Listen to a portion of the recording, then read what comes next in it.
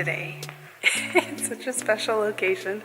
I had planned to start it earlier this morning, but it was just too hectic preparing to shoot an elopement. I just finished shooting an elopement in this location and it was so beautiful. You can tell I'm like sweaty, but it was so nice. They just left and I thought, I'm just gonna sit here and just whew.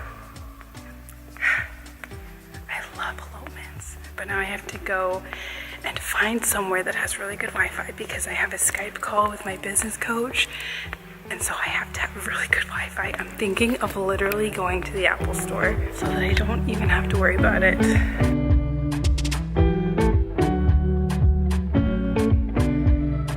It was actually a City Hall elopement, but the City Hall was just down the street from this gorgeous church and it was raining. So I suggested to the couple that instead of shooting outside in the rain, we go to that gorgeous church, and it was so beautiful.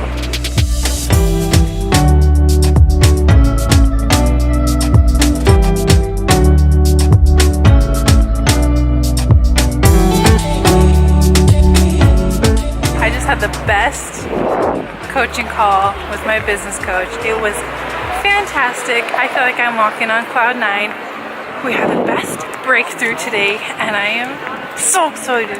But now I'm on my way to the post office because I have to send off a contract to Germany from a book that I photographed. How would you even explain that? It's a health book that one of my clients wrote and I did all the photos for it. So I send this off and then I'm gonna go meet Colvin.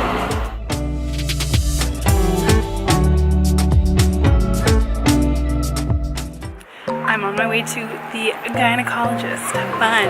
I was a little on the high emotions today already because I'm nervous. I'm nervous to see if anything has changed, if things have gotten worse, if things have stayed the same. I'm just nervous.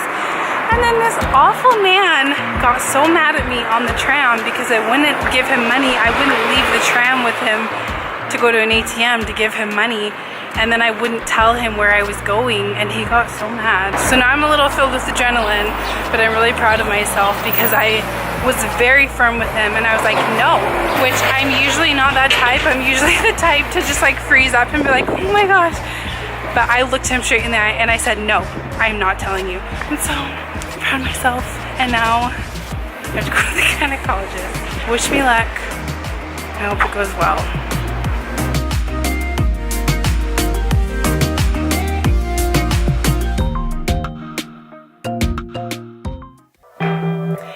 Good morning. I just got out of the shower, my hair is air drying, and I thought, I don't have time to film today, but I really want to, so I'm just going to film as I get ready for the day and talk to you about what I've been wanting to talk to you about. I promise that not every video I make is going to be about endometriosis, but I just want to like catch you guys up on what is actually going on. And then we can move on to other things. Lately I've been using the Bare Minerals, what is this even called? Well Rested Concealer as a foundation.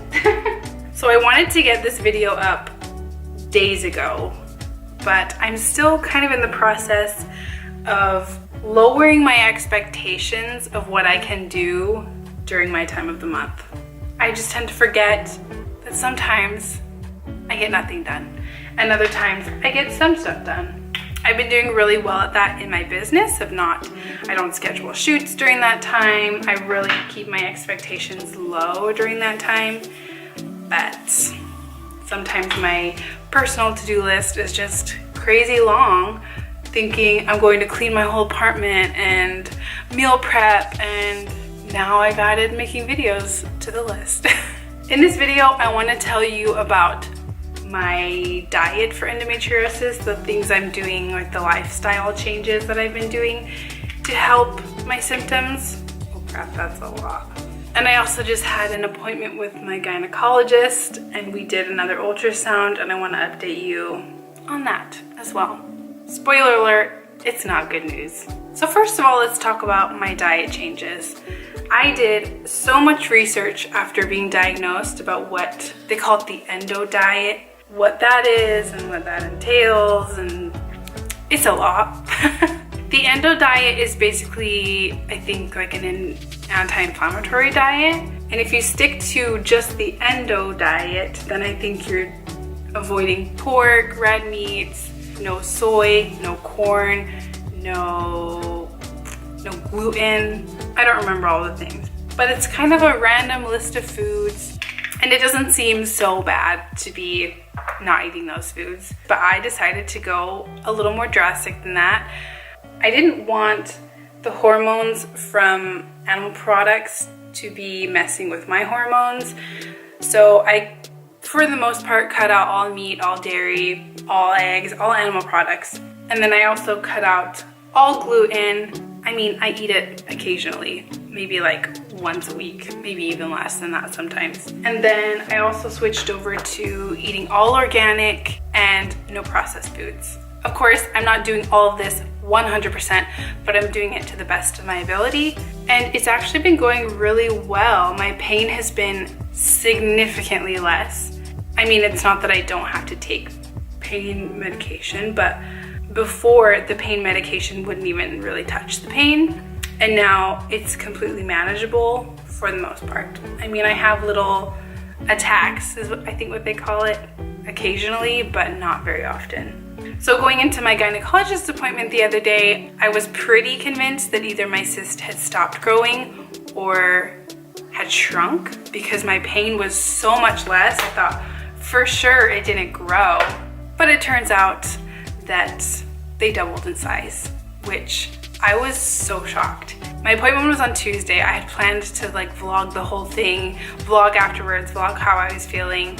It is now Monday, the following Monday, and I have not been able to pick up the camera because I have been an emotional wreck, and nobody needs to see that. I was so disappointed, not only because it grew, but because my gynecologist told me that one of my cysts is now so large that it is dangerous. She said that it's so large that it's now at risk of twisting or turning, and because it's attached to my ovary, it can twist around my ovary, it can pull my ovary with it, which is terrifying. So basically I need pretty urgent surgery ASAP. And it's taken me a few days to kind of wrap my mind around that idea.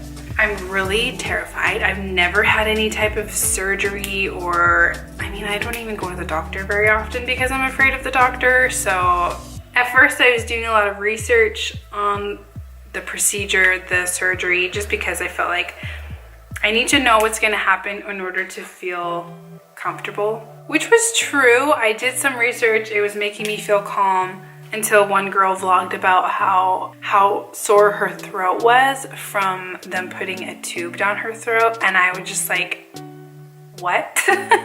That was a little too much for me. Didn't know that was gonna happen, and now I wish I didn't know that was gonna happen.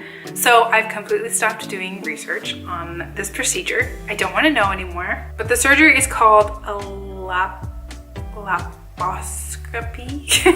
laparoscopy, I think. And basically they fill your stomach with, I don't know if it's air or CO2 or what. They fill your stomach with air, so it's really blown out, so there's lots of room in there for them to move around. And then they cut 3 little holes, 1 in your belly button and like 2 on the side. I think sometimes they do 4. And they put instruments in there, cameras in there, and they go in, and sometimes they burn off the growths, sometimes they actually take them out.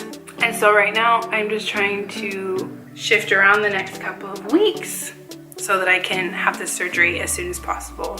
At first I kind of thought, oh, I failed because my cyst kept growing. But now honestly, I think even if my diet change is just to keep my pain at bay, then I think it's a success. So of course I'm going to keep doing it. It makes me feel good. And now I'm pretty much used to it, so it's not that big of a deal.